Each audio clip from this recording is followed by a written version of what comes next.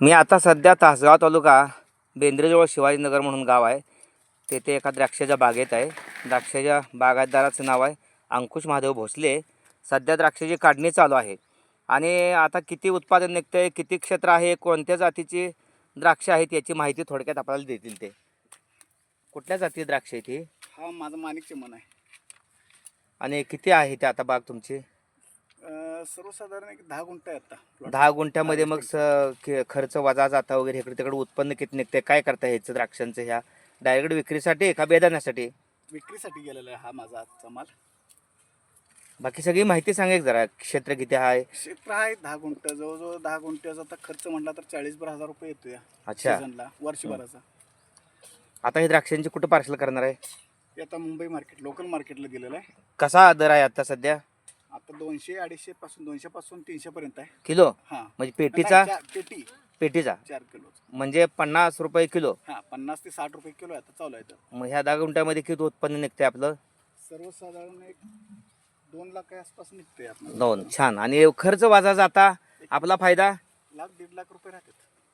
छान छान छान. त्यात सोडली धरली तर मग 1 लाख रुपये. म्हणजे आपण या उत्पन्नामध्ये समाधानी आहात? समाधानी. छान.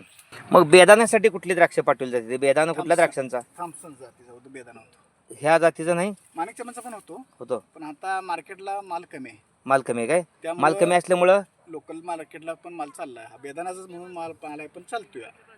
अच्छा.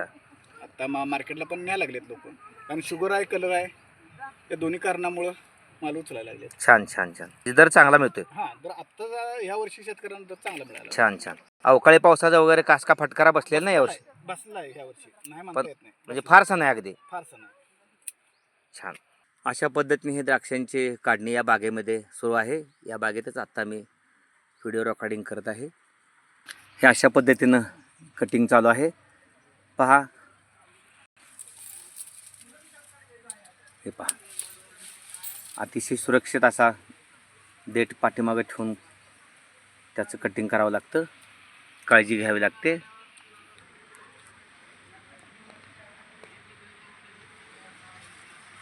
आणि बागेतील वातावरणसुद्धा नयनरम्य असं आहे.